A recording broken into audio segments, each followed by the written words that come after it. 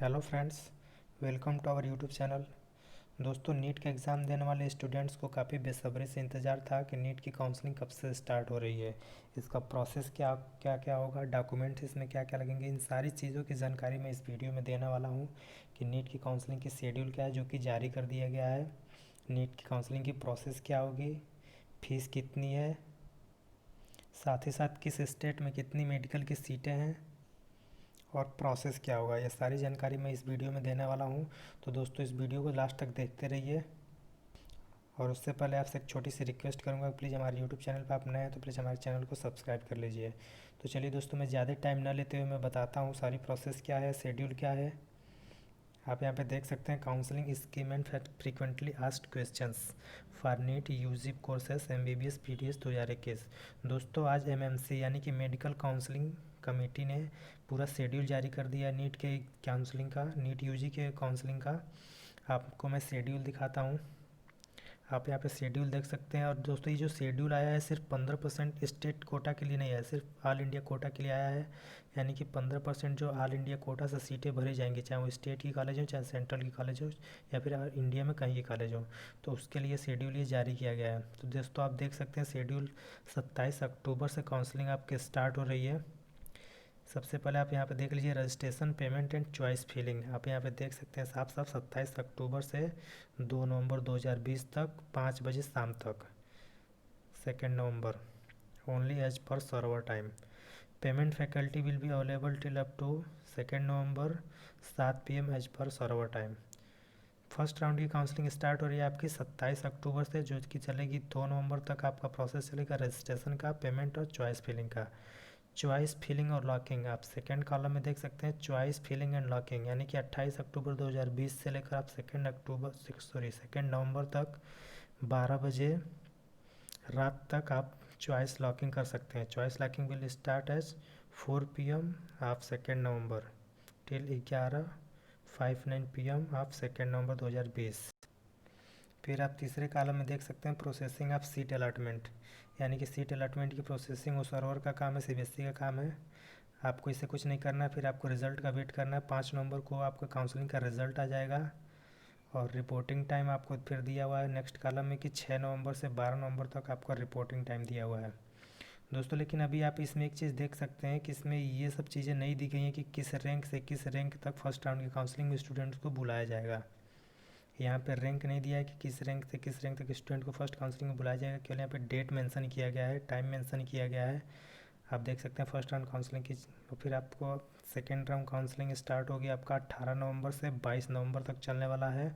Second round की counselling जो कि 3 बजे से स्टार्ट होगा, सेम प्रोसेस होगी। आप देख सकते हैं चॉइस फिलिंग और लॉकिंग आपका 19 से 22 नवंबर तक चलेगा। और सेम प्रोसेस वही प्रोसेस ऑफ सीट अलॉटमेंट, इससे आपको मतलब नहीं है। आप रिज़ल्ट का वेट करेंगे। 25 नवंबर को सेकेंड राउंड काउंसलिंग की रिज़ल्ट आ जाएगी। उसके बाद से रिपोर्टिंग टाइम आप देख सकते हैं यहाँ पे 26 नवंबर से 2 दिसंबर 2020। दोस्तों, अगेन इसमें आप देख सकते हैं रैंक का कोई जिक्र नहीं किया गया है कहीं पे भी कि किस रैंक से किस रैंक तक फर्स्ट राउंड की काउंसलिंग में स्टूडेंट्स को बुलाया जा रहे हैं ऑल इंडिया सीट के लिए। और फिर आप देख सकते हैं तीसरे कॉलम में, transfer of non reporting and non joining vacant seat of state quota on 3 December 2020, only 15% quota. यहाँ पे दिया हुआ कि जो students first round second round counselling में जो ज्वाइन नहीं करते हैं, जो सीटें खाली रह जाती हैं, या फिर आप टाइम से रिपोर्ट नहीं कर पाते हैं, उन सीटों को ट्रांसफ़र कर दिया जाएगा। केवल आप 15% सीट की बात कर रहे हैं, उस सीटों को ट्रांसफ़र कर दिया जाएगा मॉप अप राउंड काउंसलिंग के लिए। फिर आपका चौथे कॉलम में देख सकते हैं, mop up round counselling for central deemed university AIIMS JIPMER only. Mop up round counselling start होगी आपकी 10 दिसंबर से। इसमें सेंट्रल यूनिवर्सिटी भी मेंशन होंगी, डीम्ड यूनिवर्सिटी प्राइवेट भी मेंशन होंगी, एम्स और जिपमर भी मेंशन होंगी। आप यहाँ पे डेट देख सकते हैं, 10 दिसंबर 2020 से 14 दिसंबर 2020 तक। Payment facility will be available till 5 PM of 14 दिसंबर। फिर आप सेकंड कॉलम में आप दे सकते हैं 11 दिसंबर से 14 दिसंबर तक आपका चॉइस और लॉकिंग चलेगा। फिर से आप इस कॉलम से आपको मतलब नहीं है, यहाँ पे प्रोसेसिंग की जाएगी। फिर से आपका रिजल्ट आ जाएगा 17 दिसंबर को। आप यहाँ पे देख सकते हैं, mop up round counselling for central deemed university AIIMS और जिपमर के लिए है। फिर इसकी रिपोर्टिंग टाइम होगी आपका 18 दिसंबर से 24 दिसंबर तक। आप यहाँ पे लास्ट में देख सकते हैं कि transfer of non reporting and non joining vacant seat of deemed central university ESCIC for stray vacancy round from 28 दिसंबर से 31 दिसंबर 2020। तो दोस्तों ये थी आप पूरी काउंसलिंग की शेड्यूल। आप देख सकते हैं इसमें आप ये ऑफिशियल वेबसाइट MMC से आप जाकर डाउनलोड कर सकते हैं, इसको खुद भी आप डाउनलोड करके देख सकते हैं, वहाँ पे ये पूरा शेड्यूल आपको मिल जाएगा। दोस्तों इसके बाद से मैं बात करने वाला हूँ कि नीट की काउंसलिंग में आप काउंसलिंग के लिए जा रहे हैं तो आपको ज़रूरी क्या क्या डॉक्यूमेंट्स लगने वाले हैं, मैं उसकी बात कर लेता हूँ। आपको यहाँ पे लिस्ट ऑफ डॉक्यूमेंट दिखा लेता हूँ। Document required for NEET counselling 2020 आप यहाँ पे देख सकते हैं। सीधे मैं कंटेंट की बात करता हूँ।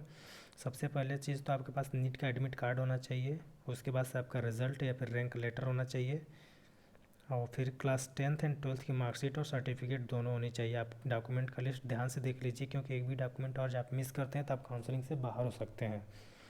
और फिर आप देख सकते हैं valid non expired government issued photo ID, आपके पास आधार कार्ड DL या फिर पासपोर्ट जो भी हो आपके पास गवर्नमेंट द्वारा इशू किया हुआ आईडी प्रूफ, उसके पास से 6 से 8 पासपोर्ट साइज़ फ़ोटोग्राफ्स चाहिए आपके पास। और कोशिश क्या आप कंफर्म वही रखिएगा कि जो फ़ोटोग्राफ आप एप्लीकेशन फॉर्म में दिए थे, सबमिट किए थे, वही फ़ोटो आप रखिए। फिर आपके पास कास्ट सर्टिफिकेट होना चाहिए इफ़ अप्लीकेबल, ये इसलिए लिखा हुआ क्योंकि जनरल का कास्ट सर्टिफिकेट नहीं लगता है।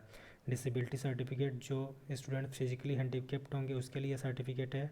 फिर प्रोविजनल अलॉटमेंट लेटर की बात आती है जब आपका काउंसलिंग स्टार्ट हो जाता है और काउंसलिंग में आपको सीट अलॉट हो जाता है, उस टाइम आपको एक प्रोविजनल अलॉटमेंट लेटर मिलेगा जब आप लॉगिन करेंगे अपने अकाउंट में। तो दोस्तों ये थे आपके ज़रूरी डॉक्यूमेंट जो आपको नीट काउंसलिंग से पहले तैयार करवा लेना चाहिए, या फिर आपने ऑलरेडी तैयार कर रखा होगा, तो ये ज़रूरी डॉक्यूमेंट थे। उसके बाद से मैं बात करने वाला हूँ कि काउंसलिंग में फ़ीस कितना लगेगा, काउंसलिंग की फ़ीस, रजिस्ट्रेशन की फ़ीस कितनी लगेगी और प्रोसेस क्या होगी। तो दोस्तों चलिए आपको मैं दिखाता हूँ। यहाँ पे आप देख सकते हैं application form and fee of counselling की, काउंसलिंग में फ़ीस कितना लगने वाला है। तो यहाँ पे जो MMC से हमने ब्राउज़र डाउनलोड किया हुआ है वहाँ पे क्वेश्चन आंसर टाइप करके इन्होंने पूरा डिटेल दिया हुआ है। तो मैं सिर्फ आपको मोटा मोटी जो आपके काम की चीज़ें हैं वो जानकारी मैं यहाँ पे आपको दे रहा हूँ, बाकी आपको पूरा डिटेल देखना है तो आप जाकर ब्राउज़र वहाँ से डाउनलोड कर सकते हैं। मैं आपको लिंक आपको डिस्क्रिप्शन बॉक्स में दे दूँगा, वहाँ से डायरेक्ट जाकर आपको ब्राउज़र डाउनलोड कर सकते हैं। तो मैं सीधे आपको पेमेंट दिखाता हूँ कि क्या आपको पेमेंट करना होगा। आप देख सकते हैं यहाँ पे क्वेश्चन के फॉर्म में दिया हुआ है कि what are the various fee to be paid at the time of registration. तो मैं सीधे आपको बताता हूँ कि डीम्ड यूनिवर्सिटी के लिए आप रजिस्ट्रेशन करते हैं तो नॉन रिफंडेबल अमाउंट आपको पे करना पड़ेगा 5,000 रुपये, जो कि नॉन रिफंडेबल है, आपको सीट अलॉट हो या ना हो। सेम फॉर ऑल कैंडिडेट्स, सभी कैंडिडेट्स के लिए अलाउड होगा डीम्ड यूनिवर्सिटीज़ के लिए। और रिफंडेबल सिक्योरिटी अमाउंट आपको 2 लाख रुपये पे करने होंगे। रिफंडेबल सिक्योरिटी अमाउंट 2 लाख रुपये।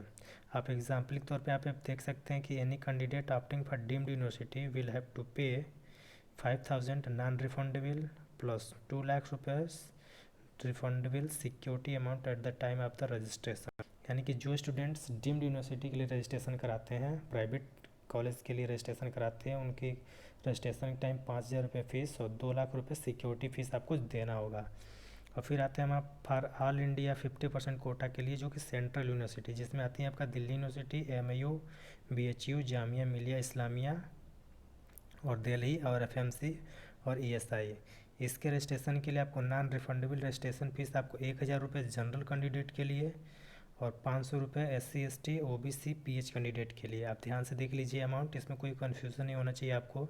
रिफंडेबल सिक्योरिटी अमाउंट आपको 10,000 रुपये, यानी कि आप जो 15% सीटों के लिए रजिस्ट्रेशन करते हैं गवर्नमेंट सीटें सेंट्रल यूनिवर्सिटीज़ के लिए, तो आपको जनरल कैटेगरी के बच्चों को 1,000 रुपये registration fees, OBC SC ST और PH कैंडिडेट को 500 रुपये की अमाउंट सबमिट करना होगा।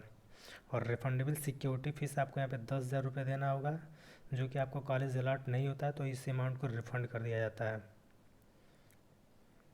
और सिक्योरिटी फ़ीस यहाँ पे फिर से OBC SC ST और PH के लिए 5,000 रुपये की होगी सिर्फ। तो दोस्तों जो ये अमाउंट रिफ़ंड होता है सीधे आपके अकाउंट में रिफ़ंड होता है। जब आप रजिस्ट्रेशन करें तो वहाँ पर बैंक डिटेल अपना या फिर अपने माता जी का या फिर अपने पिताजी का जो भी हो, आप देख कर सही से अपना अकाउंट डिटेल भरें, जिसमें IFSC कोड, अकाउंट नंबर सब कुछ आप सही देख के भरिए। दोस्तों एक लास्ट में आप यहाँ पे और देख सकते हैं कि एक और क्वेश्चन यहाँ पे दिया हुआ है जो कि आपके कन्फ्यूज़न की क्वेश्चन है। नेचुरल सी बात है कि in case candidate had to apply for both all India quota and for deemed university should the candidate pay fee for both. तो इसका आंसर यहाँ पे साफ साफ दिखा हुआ कि नो, यानी कि आपको दोनों के लिए फ़ीस पेमेंट नहीं करनी है। यहाँ पे आप एक और कंडीशन देख लीजिए, in such case the candidate have to pay only the higher fees that is deemed university, that is 5000 counselling या फिर registration fees plus 2 lakh security amount. तो दोस्तों यहाँ पे आप देख सकते हैं साफ साफ कि जो स्टूडेंट ऑल इंडिया कोटा और डीम्ड यूनिवर्सिटी दोनों के लिए पेमेंट कर रहे हैं, यानी कि दोनों के लिए रजिस्ट्रेशन कर रहे हैं, तो उनको सिर्फ एक ही अमाउंट को पे करना है जो कि हायर होगा, यानी कि डीम्ड यूनिवर्सिटी का फीस आपको पेमेंट करना है 5000 रुपये रजिस्ट्रेशन फीस और 2 लाख रुपये सिक्योरिटी फीस। तो इसमें कोई आपको कन्फ्यूज़न नहीं होना चाहिए, और जो आपको फिर भी कोई कन्फ्यूजन है या फिर हो सकता है कि मुझसे कोई जानकारी छूट रही हो, जो आपको और भी कुछ जानकारी चाहिए होती है, तो फिर हम आपसे रिक्वेस्ट करेंगे कि आप ऑफिशियल वेबसाइट mmc.nic.in पर जाकर विजिट करके ये ब्राउज़र को डाउनलोड करके पूरा फुल डिटेल आप पढ़ सकते हैं। मैं यहाँ पर सिर्फ आपको मोटा मोटी जानकारी दे रहा हूँ कि फ़ीस कितनी है, सीटें कितनी है, प्रोसेस क्या है और डॉक्यूमेंट्स क्या क्या लगने वाले हैं। लेकिन फिर भी और आपको कोई कन्फ्यूजन रह जाता है तो मैं आपसे रिक्वेस्ट करूँगा कि आप जाकर वेबसाइट पर विजिट करिए, ब्राउज़र को पूरा केयरफुली रीड करिए।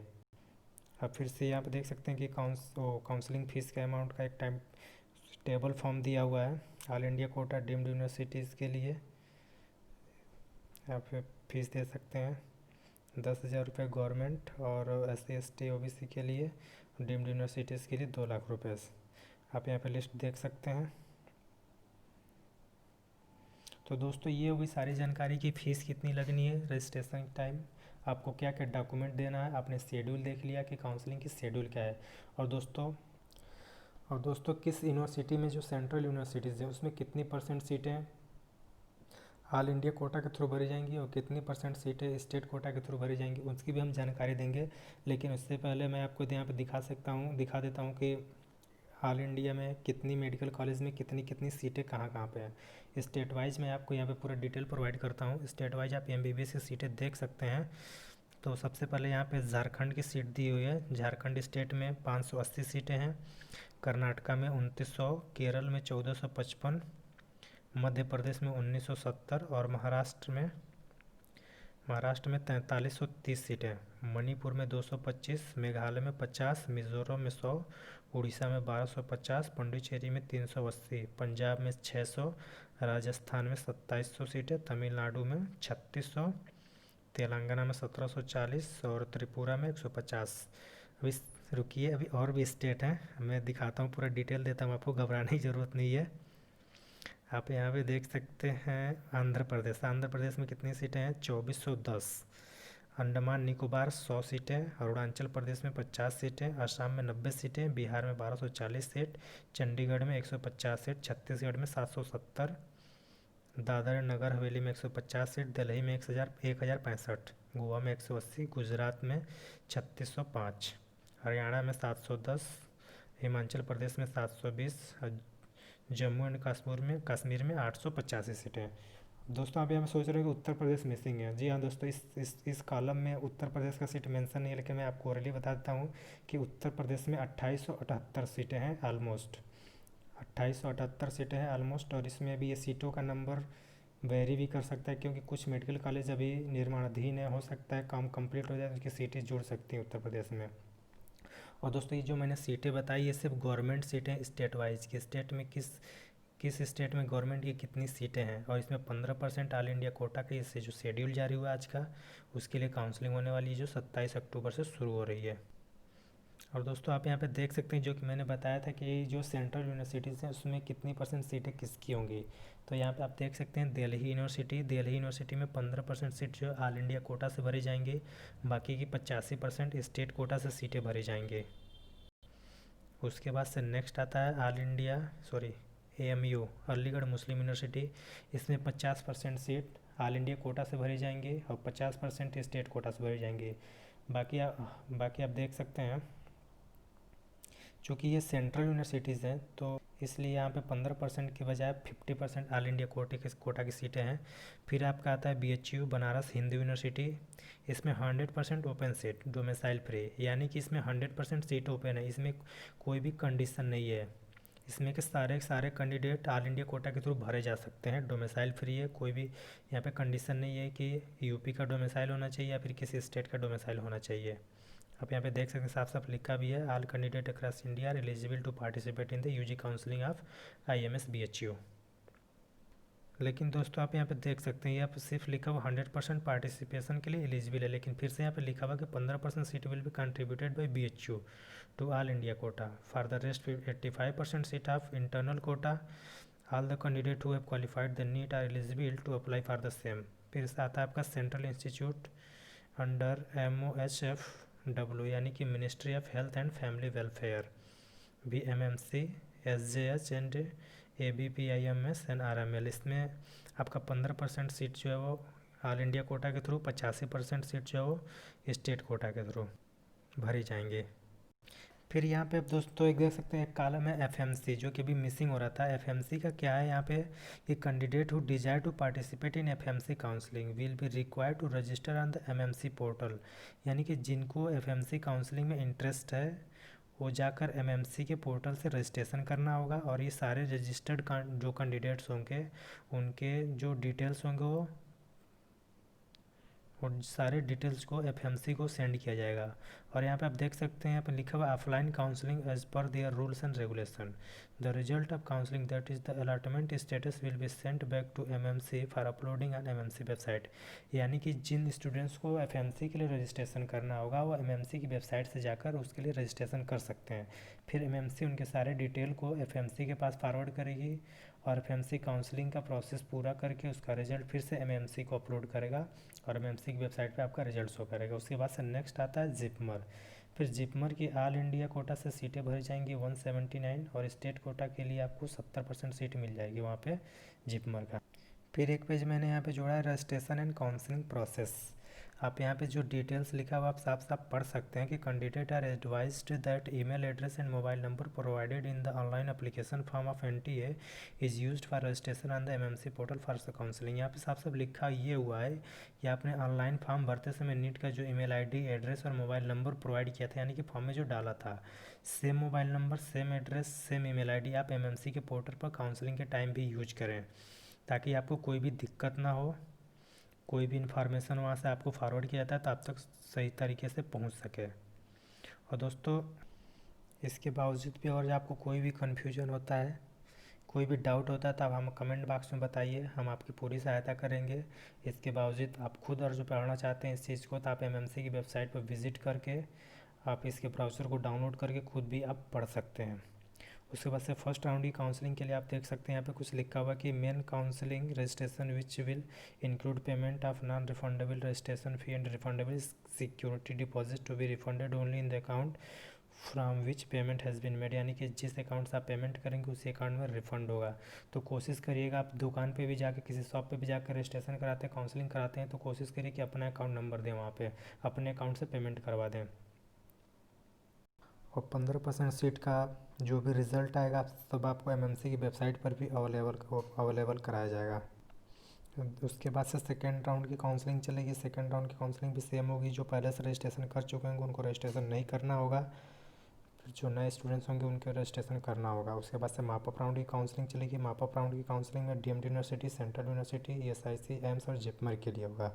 Fresh registration with payment of registration fee for mop up round of the following. यहाँ पे कुछ था जो कट गया है, और सारी प्रोसेस क्या होगी। सबसे पहले तो आपको रजिस्ट्रेशन करना होगा। फर्स्ट स्टेप आपका रजिस्ट्रेशन होगा, जिसमें आप सारे डिटेल आप प्रोवाइड करेंगे, वही जो एप्लीकेशन फॉर्म आपने प्रोवाइड किया था। उसके बाद से सेकंड स्टेप आपका होगा print out of NEET UG registration slip. आप जो रजिस्ट्रेशन होगा उसका स्लिप भी प्रिंट करा लीजिएगा। उसके बाद से चॉइस फिलिंग होगी, आपकी पेमेंट वगैरह होगा, और देन आपका सीट को अलॉट किया जाएगा, और सीट अलॉटमेंट के बाद से आपके फिर से चॉइस की लॉकिंग की जाएगी। उसके बाद से आपका फाइनल रिजल्ट होगा, आपको अलॉटमेंट प्रोविजनल अलॉटमेंट रिजल्ट मिल जाएगा, जो कि मैंने डॉक्यूमेंट लिस्ट में मेंशन किया था कि लास्ट में कि प्रोविजनल अलॉटमेंट लेटर, जो कि आपकी काउंसलिंग प्रोसेस पूरा होने के बाद से आपको मिलेगा। तो दोस्तों ये थी आज की वीडियो की सारी जानकारी। इसमें हमने आपको शेड्यूल क्या था कि नीट की काउंसलिंग का शेड्यूल क्या है 15% कोटा के लिए, यहाँ पे डॉक्यूमेंट क्या क्या ज़रूरी आपको डॉक्यूमेंट लगने वाले थे, फीस क्या थी, रजिस्ट्रेशन क्या थी, किस यूनिवर्सिटीज़ में सेंट्रल यूनिवर्सिटी में कितना परसेंट सीट स्टेट का था, कितना परसेंट ऑल इंडिया कोटा का, सारी जानकारी हमने दिया। और इसके बावजूद भी आपको कोई कन्फ्यूज़न है, आपका कोई क्वेश्चन है, तो आप प्लीज़ हमारे कमेंट बॉक्स में आप ज़रूर लिखें।